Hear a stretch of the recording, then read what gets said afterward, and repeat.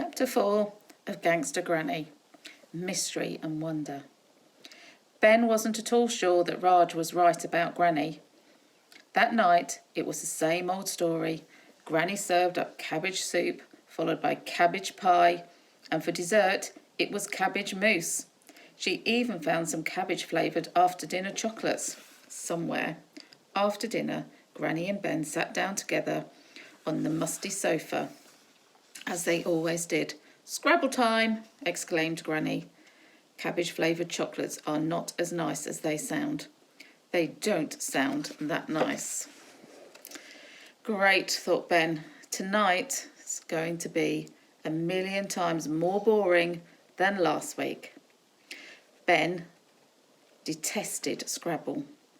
If it had been if he had his way, Ben would build a rocket and blast all the Scrabble boards into outer space. Granny pulled out the dusty old Scrabble box from the sideboard and set up the game on the poof. Ben sighed.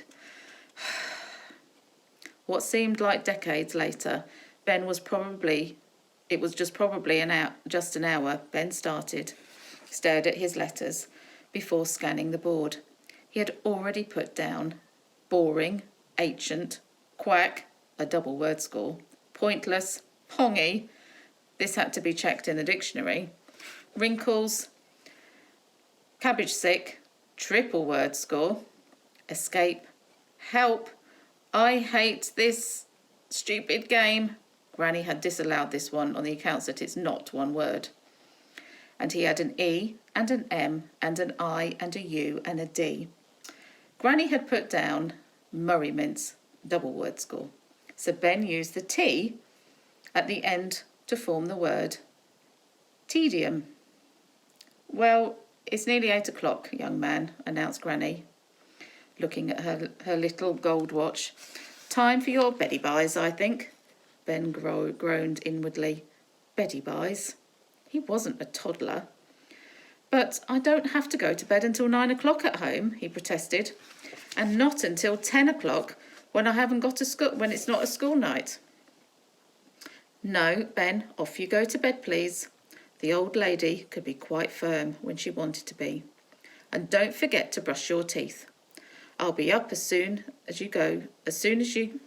I'll be up to give you a bedtime story, if you like. You always like to love a bedtime story." Later, Ben stood at the sink in the bathroom. It was a cold, damp room with no window. Some of the tiles had half fallen off the wall.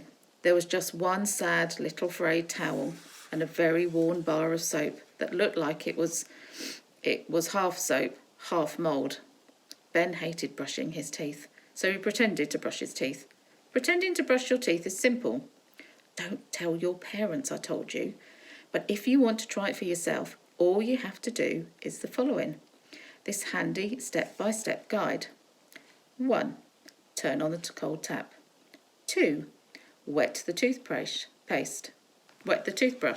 3.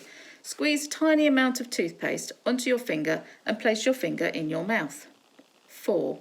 Move the trace of toothpaste from around your mouth with your tongue. 5. Spit. 6. Turn on the tap. See? It's so easy. Nearly as easy as brushing your teeth. Ben looked at himself in the bathroom mirror. He was 11 years old, but shorter than he wanted to be. So he stood on his tiptoes for the moment. Ben was aching to be older. Only a few more years, he thought, and he would be taller and hairier and spottier, and his Friday nights would be very different. He wouldn't have to stay at his boring old granny's anymore. Instead, Ben would be able to do all the thrilling things the older kids did in the town on a Friday night. Hang around with gangs of friends outside the off-licence waiting for someone to tell you off, or, alternatively, sit at the bus stop with some girls in tracksuits and chew gum and never actually get on a bus. Yes, a world of mystery and wonder awaited him. However, for now, even though it was still light outside, he could hear boys in the nearby park playing football. It was time for Ben to go to sleep. in a hard little bed in a damp little room in his granny's run-down little bungalow that smelled of cabbage. Not just a little bit, a lot.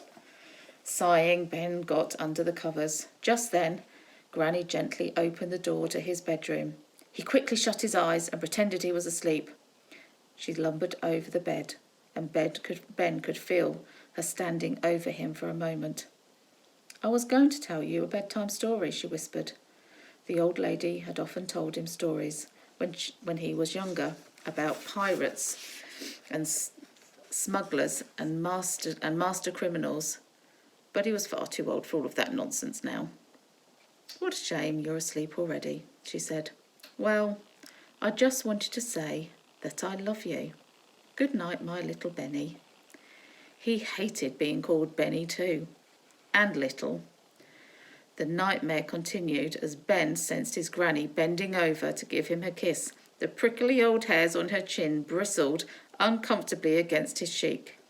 Then he heard the familiar rhythmic quacking sound as her bum squeaked with every step. She squeaked her way down to the door and closed it behind her, sealing the smell in. "That's it," thought Ben. "I have to escape." We are Little Miracle. We need your help. Please donate what you can. Click the donate button below or text RAINBOW to 70660 to donate £3.